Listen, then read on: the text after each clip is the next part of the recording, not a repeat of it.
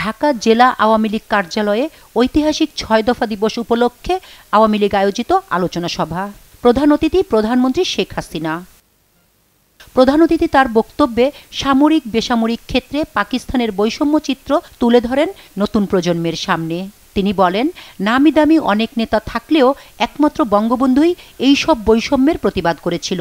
এই যে দীর্ঘদিনের যে বঞ্চনা, এই বঞ্চনার বিরুদ্ধে প্রতিবাদ কিন্তু জাতির পিতা বঙ্গবন্ধু শেখ মুজিবই করেছিলেন। আমাদের দেশের সবচেয়ে দুর্ভাগ্য হলো যে আমাদের কিছু কিছু নামি দামি হোমরা নেতারা ছিলেন, তারা কখনো এই বঞ্চনার কথা বলতো না।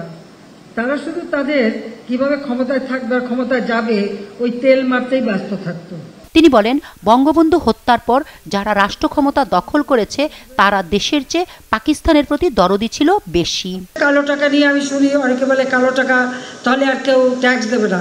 ঘটনা কিন্তু তারা, এটা শুধু কালো টাকা না, জিনিসের দাম বেড়েছে। এখন 1 কাঠা জমি যার সেই কোটিপতি।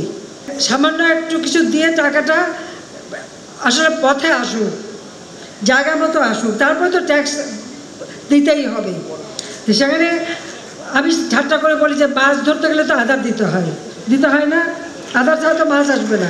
প্রত্যেক সরকারি করে আমরা এবারও সেই সুযোগটা দিচ্ছিলাম যে ঠিক আছে, তোমরা এই অল্প ট্যাক্স দিয়ে আগে টাকাটা তোমরা ব্যাংকে নিয়ে আসো, অন্তত টাকাটা উদ্ধার হোক। এবারের বাজেটে সরকারের সবচেয়ে বড় চ্যালেঞ্জ মুদ্রাস্ফীতি নিয়ন্ত্রণে রাখা। উল্লেখ করে তিনি বলেন, খাদ্যমূল্য সাধারণের হাতের নাগালে রাখতে হবে। সবাই উৎপাদনমুখী হলে অভাব থাকবে না। উল্লেখ করে প্রধানমন্ত্রী আরও বলেন, বিশ্ব পরিস্থিতি মাথায় রেখেই সরকার পরিকল্পনা প্রণয়ন করে সবসময়। বিএনপির আমলে সর্বশেষ যে বাজেট মাত্র ৬২,০০০ কোটি টাকার বাজেট ছিল, আর কেয়ারটেকার সরকার বোধহয় দিয়ে গিয়েছিল ৬৮,০০০ কোটি টাকা। আর সেখানে আমরা ৭,৯৭,০০০ কোটি টাকার বাজেট দিতে সক্ষম হয়েছি। এই বাজেটে এবার কতগুলি মৌলিক চাহিদা, মানুষের মৌলিক যে অধিকার সেটাকে নিশ্চিত করার জন্য, যেমন শিক্ষা, স্বাস্থ্য, কৃষি, তারপরে দেশীয় শিল্প, সেগুলিকে এবং সামাজিক নিরাপত্তা, এইগুলিকে সবথেকে বেশি প্রাধান্য দেওয়া হয়েছে।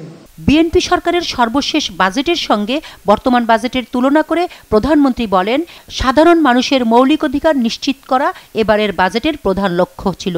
নিম্ন আয়ের মানুষের জন্য সরকার পারিবারিক কার্ড এবং হতদরিদ্রের জন্য বিনামূল্যে খাবারের ব্যবস্থা করেছে। শামীমা আক্তার, দেশ টিভি, ঢাকা।